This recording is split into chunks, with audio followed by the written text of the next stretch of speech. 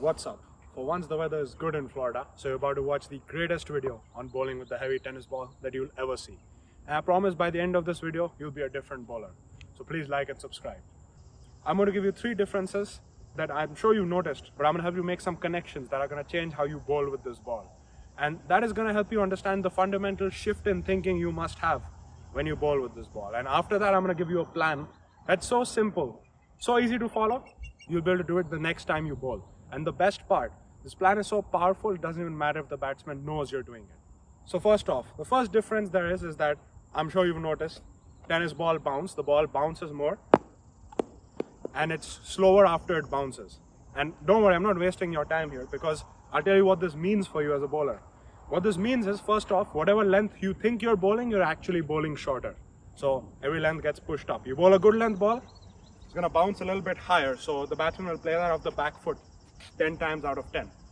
But on the flip side, what that means is if you bowl fuller, that ball is actually going to bounce extra, so it's going to hit the bat at an awkward height, and it's going to feel very awkward to play as a batsman. He's not going to be able to play a normal drive.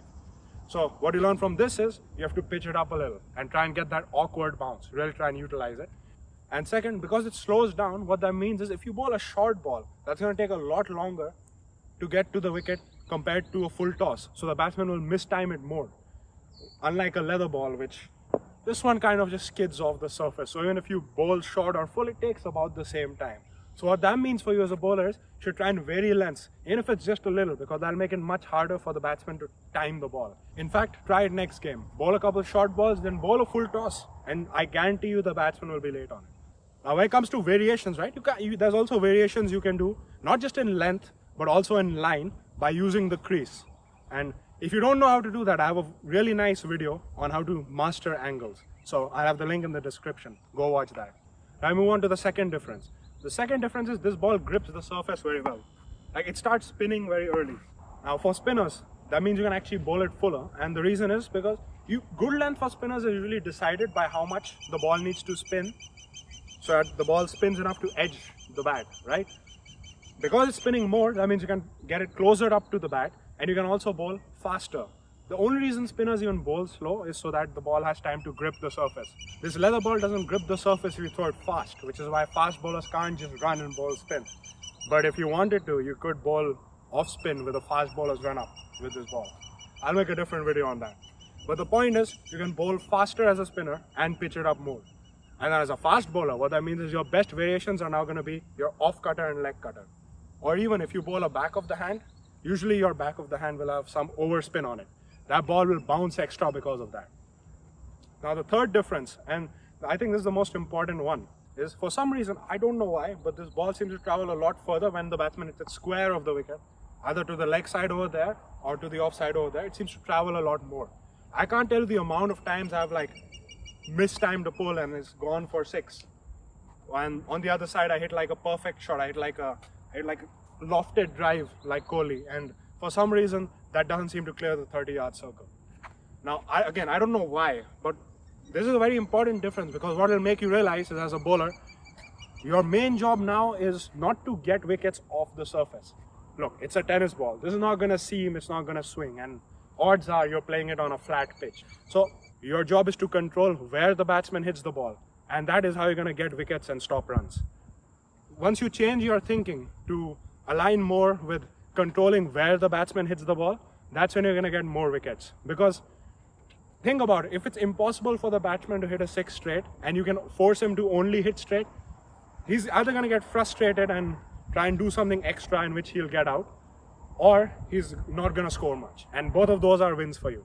So now I come to the bowling plan, which is surprisingly simple actually. And you'll be able to pull this off very easily. Now first off, let's start with what you don't want to do. You don't want to bowl short. Why don't you want to bowl short? Because short balls are the easiest to hit to the sides, right? You're playing cross bat, you pull it, you hook it. Even I don't bowl short balls. I bowl fairly fast, and I have a decent bouncer. But because this ball slows down so much off the surface, if you bowl a bouncer or a short ball, actually it's very easy for the batsman to go back and hook it. And I'd say that's, out of every match, if there's 10 sixes being hit, 8 to 9 of them are a pull. So avoid the short ball. On the other hand, you don't want to go too full. You don't want to go like a high full toss. obvious, but my point is even if you bowl very fast, it's very easy to just guide that to the side. So then what do you want to do? Now this is the part where it actually splits into two, and the first part is for when you want to take wickets, okay? And this is also when there's actually a range of weights for the heavy tennis ball. Based on how big your ground is, there's some heavy tennis balls that are like actually impossible to hit for 6 straight. Like in Florida, we use the heavier end and the boundary is like 65-70 meters. So it's like literally impossible to hit a 6 straight. So if you're playing in that situation, or if you're just trying to take wickets, the batsman is playing defensively, first off you want to bowl full, but the important part is you want to bowl on the stumps. Because what this will do is this will force the batsman to play at the ball. If it's outside off, if he wants to leave it, he'll just leave it. But also, the bounce is very consistent. He's not gonna get out because he misjudges the bounce or because it seamed or anything. But if you force the batsman to play at the ball, one, if he does miss, he's gonna be bowled. And two, because it's very hard to hit sixes if you have fielders straight, it's very hard to hit a ball that's straight on the offside. And if he tries to do something extra and hit it on the leg side, that's also extra risk. Whereas if he tries to go straight because his ego is saying let's hit a 6, he's gonna get caught. So that's plan number 1. So no short, no full tosses, full on the stumps. Now the second plan, this is when you're bowling in the death, and this is kind of similar to how you bowl in a T20, which is why I think it's good when if you play leather ball cricket, you practice this because this will help you there. You want to, first of all, you want to bowl hard length, but this time hard length is not your bread. Your bread is actually going to be Yorkers, and here's the fundamental difference in bowling Yorkers in this format.